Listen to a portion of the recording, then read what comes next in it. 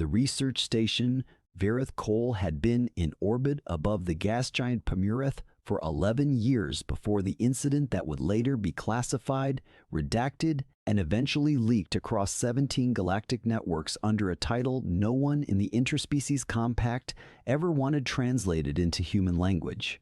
The station itself was unremarkable by compact standards, a mid-tier xenobiological outpost built for long observation cycles, staffed by researchers who preferred the quiet distance of deep orbit to the political noise of the inner systems. It was the kind of place careers went to slow down. It was also, as it happened, the kind of place where assumptions went to die.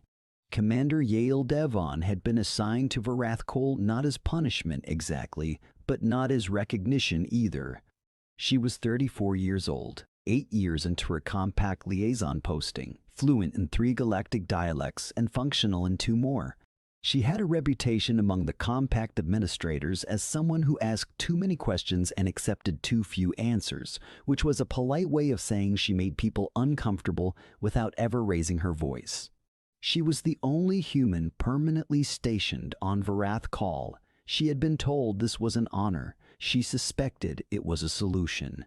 The Verath Cole staff were primarily Solthari, a species that resembled, in the most reductive terms a human might reach for, something between an arboreal primate and a deep-sea cephalopod with 6 limbs, bioluminescent sensory clusters along their upper thorax, and a neurological architecture that processed threat assessment at a speed humans couldn't match without pharmaceutical assistance.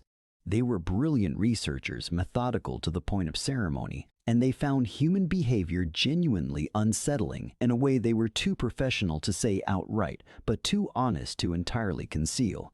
They had worked alongside Yael for 2 years.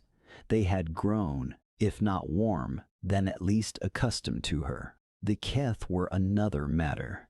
The Keth had joined the station 8 months prior as part of a compact cultural integration study, an initiative designed to allow apex predator species to observe non-predator species in controlled research environments, which everyone in the compact agreed was important for interspecies harmony, and which everyone privately acknowledged was an attempt to keep the Keth occupied with something other than territorial expansion.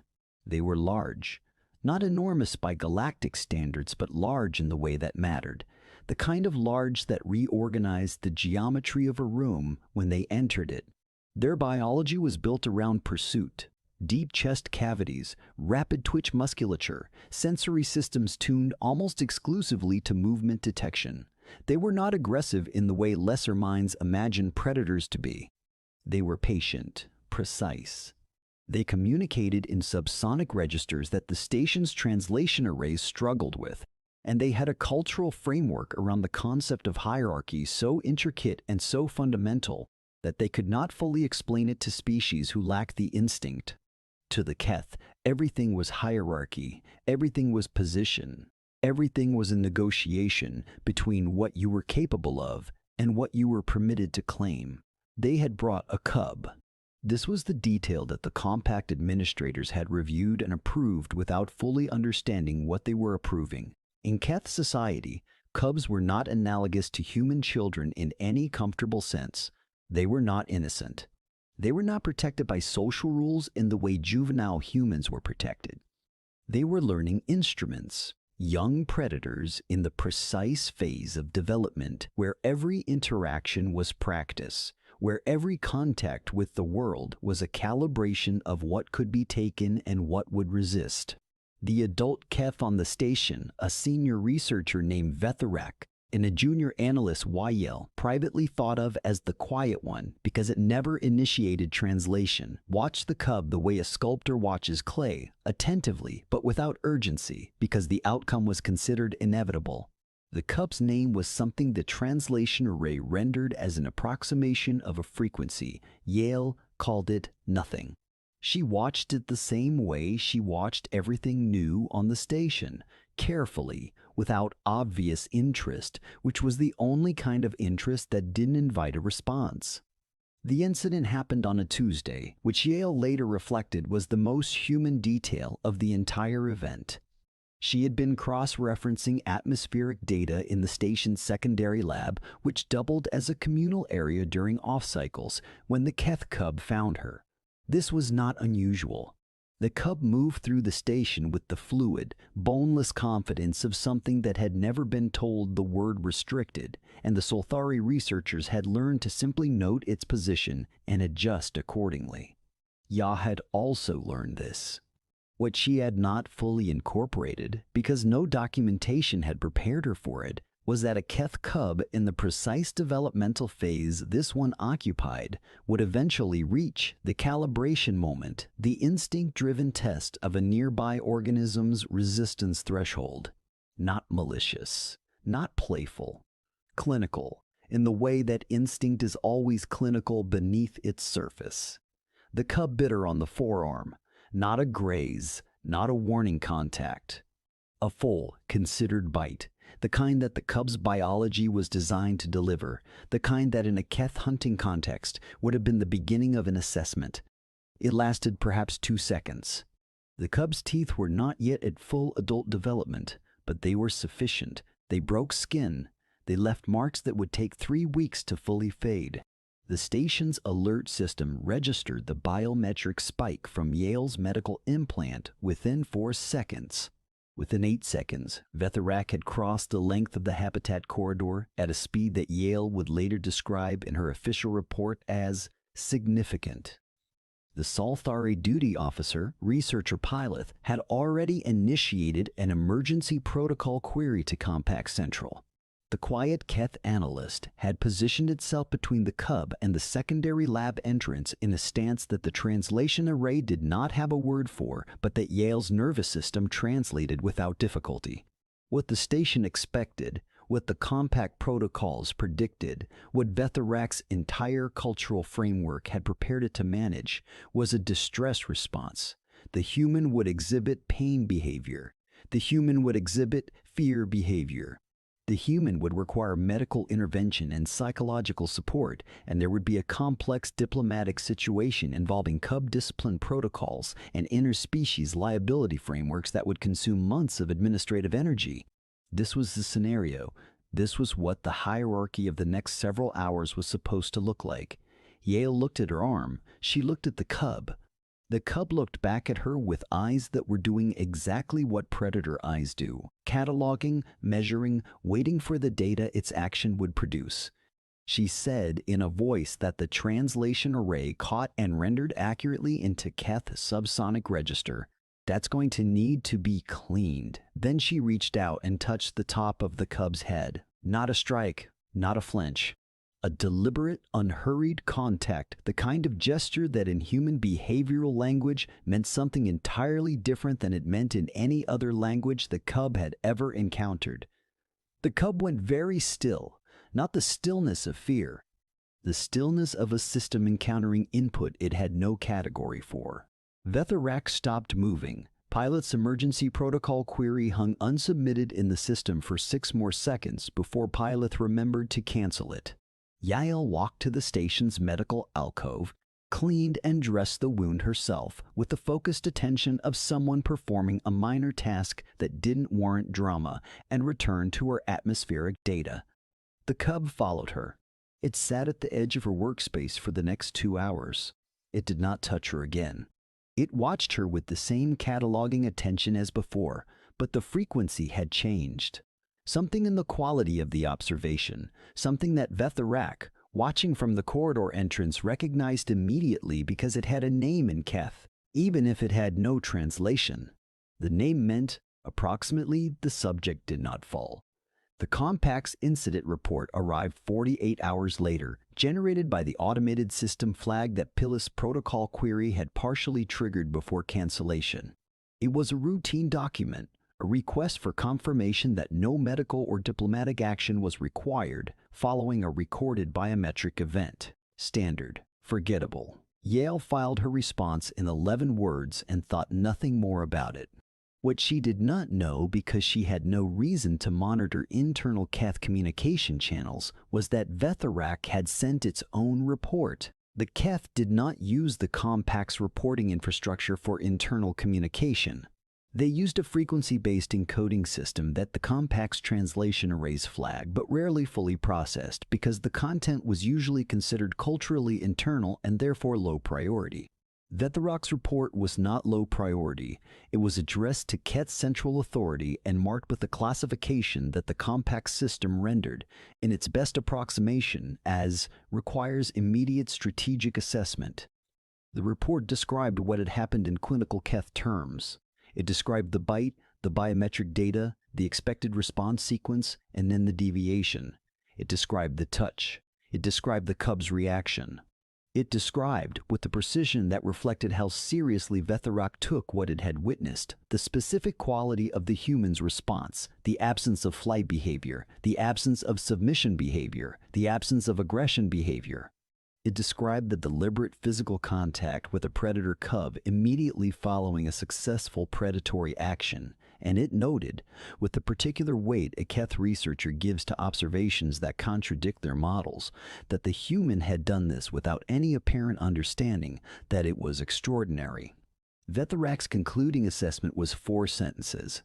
The Compact's translation array, when it finally processed the document weeks later as part of a routine archive review, rendered them as follows. The human did not respond to dominance contact in any known behavioral pattern.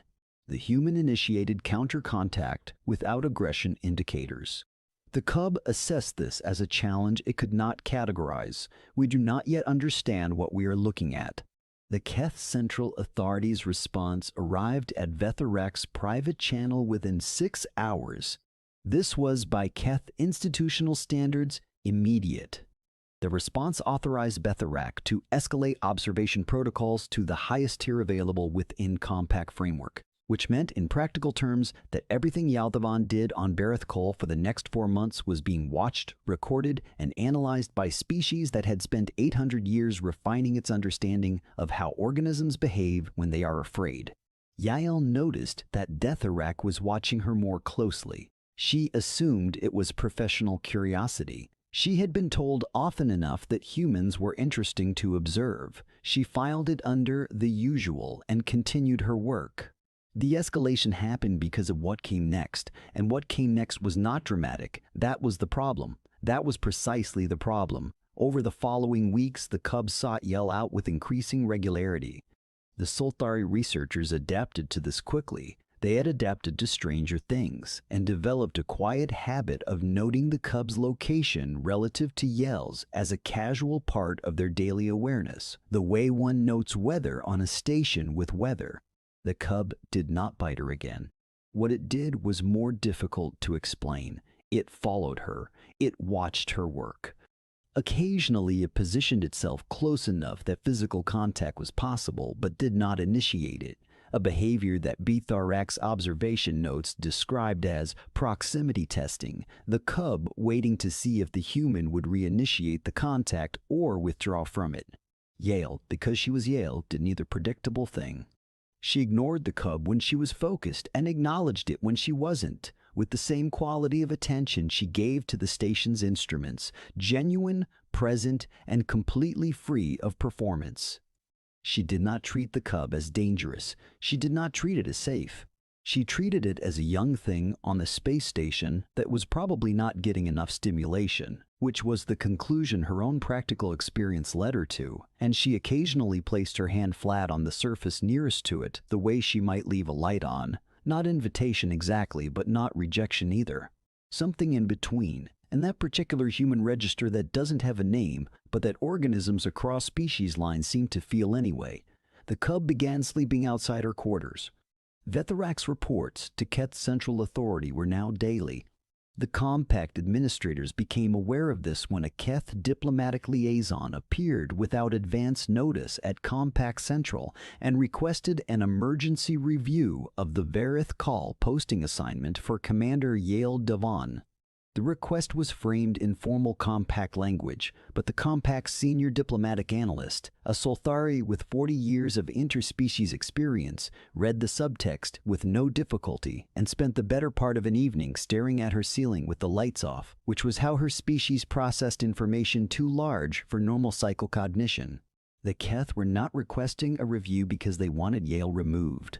The Keth were requesting a review because Keth Central Authority had concluded, based on Vethorak's 4 months of observation data, that Commander Yale Devon represented something they needed to understand before the Compact made any further decisions about human integration into joint research environments, and possibly before the Compact made any further decisions at all. The diplomatic language was careful. The diplomatic language was extremely careful. But underneath it, in the subtext that 40 years of experience could read without difficulty, was something the analyst had not encountered before from the Keth. Uncertainty. The Keth were uncertain. They had watched a human be bitten by a predator cub and respond, not with fear, not with aggression, not with any of the 17 documented response patterns that the Keth had cataloged across the 63 species they had significant contact history with. The human had responded with practical attention and physical warmth, and in doing so had produced in the cub a behavioral outcome that Keth developmental science had no framework for, a juvenile predator that was not submitting, not competing, but was instead doing something the Keth had a word for only in the context of adult peer relationships.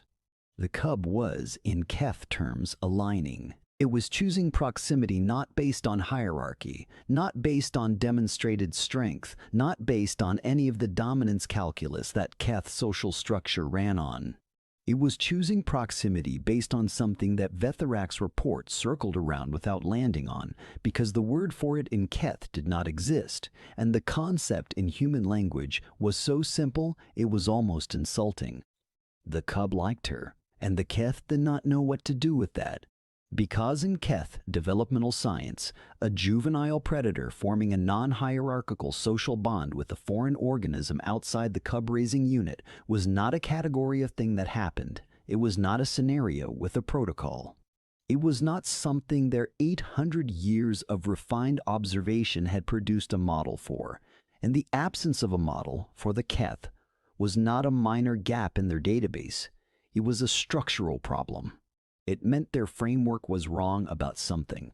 It meant the human was doing something that their framework said organisms did not do. And the question that Keth Central Authority had been asking itself for 4 months, the question that had finally driven them to the Compact's diplomatic offices, was whether the human knew she was doing it. The answer, which no one yet had thought to simply ask Yale directly, was, not really. She knew she was being watched more closely. She knew the cub's attachment had become a point of interest. She had written 2 personal log entries about it that were dry and observational and ended with variations of strange situation, continuing to monitor, because that was how Yale's mind worked. She noted things. She let them develop. She trusted that understanding would arrive if she gave it enough time and attention. She was not trying to tame the cub. She was not trying to prove anything. She was simply present with it in the way she was present with everything, which was completely, without theater, and with a patience that she had never once identified as unusual, because it was simply how she was built. The Compact's emergency review convened at Verith Cole rather than at Central, because the Keth delegation insisted on observing Yale directly before any assessment could be considered complete. And the Compact's diplomatic corps agreed because they were also, by this point, very curious about what they were looking at. The delegation included Vethorak, 2 Keth Central Authority analysts, and the Compact's senior diplomatic analyst, who had eventually processed her ceiling staring, and arrived at a working theory she was not yet ready to commit to in writing. Yale was informed of the review 48 hours in advance. She was told it related to the biometric incident and the subsequent behavioral observations. She was given the relevant documentation. She read it carefully, asked 3 clarifying questions, and spent the next 48 hours doing her normal job with the additional awareness that a review was happening, which produced in her approximately the same behavioral changes that a weather event produces in a person who has a good coat. The review's formal component lasted 2 days. Yale answered questions. She described the bite incident in practical terms. She described her responses in practical terms. She described her relationship with the cub in terms that she found straightforward and that the Keth analysts found deeply challenging, because she used words like comfortable and routine in reference to a juvenile predator that had performed a dominance action on her body, and she said these words without any apparent awareness that they were extraordinary. On the second day, the cub was present for part of the session, as it usually was when Yale was in the communal area. It positioned itself within arm's reach of her and was still. The Keth analysts watched this with an attention that made the room feel pressurized in a way that had nothing to do with the station's environmental systems. The senior Keth analyst, the one who had been silent for most of the review, whose stillness Yale had noted and cataloged under significant watching carefully, asked her a question in Keth subsonic that the translation array rendered after a processing delay as, "What did you understand about what the cub was doing when it bit you?" Yale considered the question with the same unhurried attention she gave everything. She said, "I understood that it was testing me, seeing what I would do." The analyst asked, "And what did you decide to do?" Yale said, "I decided not to give it a response. It already knew what to do with." The room was quiet for a long time. Vethorak's bioluminescent sensory clusters shifted through a color sequence that the Salthari diplomatic analyst, watching from her corner, had never seen Vethorak produce before. She had 40 years of experience, and she had never seen that sequence. She stored it carefully because she suspected she was watching something she would be asked to describe for the rest of her career. The senior Keth analyst was still for a moment longer. Then it asked, in a register that the translation array caught only partially and rendered as fragmented, "Did you know that no organism in 63 species has answered that way?" Ya looked at it steadily. She said, "No." But I'm not surprised. She was not being arrogant. The Salthari analyst was certain of this, absolutely certain, because she had 40 years of experience reading arrogance across a dozen species, and this was not it. This was something else. This was a person who had simply reached, through her own logic and her own nature, a conclusion that the rest of the galaxy had not reached, and who found the gap between her conclusion and everyone else's not alarming but informative. Interesting, worth examining, given time. The Compact's formal review concluded that no diplomatic action was required and no posting reassignment was warranted. This conclusion was filed in language so careful and so thoroughly unrevealing of what had actually happened in that room that the document would be essentially useless to anyone who hadn't been present. The Keth Central Authority's internal assessment was not filed in careful language. It was filed in the specific, unsparing register that Keth Institutional Communication used when it was speaking only to itself, when there was no diplomatic audience, no cross-species framework to navigate, no reason to soften what the data was saying. The assessment ran to 40 pages and covered everything from the initial bite incident through the final exchange of the review. It included full analysis of the cub's behavioral trajectory, full analysis of Yale's response patterns across 4 months of observation data, and a comparative study against the 63 species in the Keth's contact history. The conclusion occupied a single page. It said, "We have been wrong about human behavioral architecture at the foundational level. We assumed their pain response would drive threat categorization. We assumed their social bonding patterns were internally directed and species limited. We assumed their absence of visible dominance behavior indicated low threat potential. All 3 assumptions are incorrect, and the error is structural, not observational. The human did not fail to recognize the threat. The human recognized the threat and responded with an action outside every known behavioral framework because the human's threat response is not organized around personal survival calculus.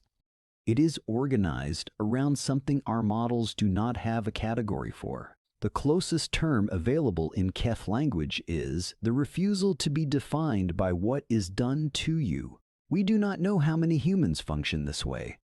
We do not know if this is species typical or individual. We are recommending immediate expansion of human contact and observation protocols. We are also recommending that the compact's human integration timeline be revisited, not because humans are dangerous in the ways we previously assessed, but because we have been assessing the wrong qualities and we cannot afford to continue not understanding what we are looking at. The document was classified. It was leaked anyway, as classified documents tend to be, 17 months later, through channels no one ever conclusively identified. Yael Devan continued her work on Varoth Call for another 3 years. She was not told about the assessment until after she had already transferred to a different posting. When she finally read it, in a small room on a transit station somewhere between two systems she was still learning the names of, she sat with it for a long time. Not because it surprised her, because it didn't, and she was trying to understand what it meant that the galaxy had needed 4 months of controlled observation and 40 pages of analysis to arrive at something she would have considered an obvious starting point. She thought about the cub. She thought about the particular quality of stillness it had settled into, not submission, not aggression, something that didn't have a name in most languages. She thought about how it had felt to simply not perform for it, to not be afraid of it, or charmed by it, or performing comfort, or performing power. To just be, completely without theater, a person in a room with a young thing testing the world. She thought about how tired she had been, for years before Varoth Cole, of adjusting herself for audiences. Compact meetings and diplomatic protocols, and the constant low-grade performance of being human in spaces designed for something else. She thought about how, when the cub bit her, the performance had simply not been available. There had been pain, and there had been the cub looking at her with those cataloging eyes, and there had been only herself, unmediated, with nothing to offer but what she actually was. And apparently what she actually was had been enough to confuse 63 species worth of framework. She filed the assessment in her personal archive. She did not annotate it. She turned the lights back up and finished the rest of her meal and spent the evening reading about the atmospheric conditions of the system she was heading toward, which had a moon that was considered geologically anomalous and which she thought, if the preliminary data held up, might be worth at least 6 months of serious attention. The Keth cub by that time had reached a developmental stage that Keth researchers classified as early adult. Vethorak had noted in a report that was somewhat less formal than its usual standard that the young Keth had developed a behavioral habit with no precedent in developmental literature. It regularly sought out the company of the station's other researchers, the Solthari, the 2 compact observers who rotated through on 8-month cycles, without hierarchy calculus, without dominance testing. Simply present with them, in a way that Vethorak's report described, with an honesty that came through even an institutional language, as inexplicable. The final line of Vethorak's report, the one that leaked alongside the Central Authority assessment, the one that ended up translated into 11 languages and quoted in 3 separate academic papers on interspecies behavioral modeling, said, "We do not know if the human taught the cub something, or simply showed it that something was possible. We are not certain there is a meaningful difference." The galaxy turned. Humans continued to do what humans do, which is to say, they continued to be precisely what they were, without instruction, without apology, and without any apparent awareness of how strange and irrevocable it was to move through a universe full of careful frameworks and meet every assumption about your nature with the quiet, immovable fact of yourself. The compact integration timeline was revised. The revision took 11 months of committee work and produced a document that ran to 200 pages and carefully avoided saying what everyone in the room knew it was saying, which was, "We don't know enough yet, and that is the most significant thing we have ever admitted about anything." The universe took note. It didn't announce this. It simply adjusted, the way it always has, in the direction of what cannot be categorized.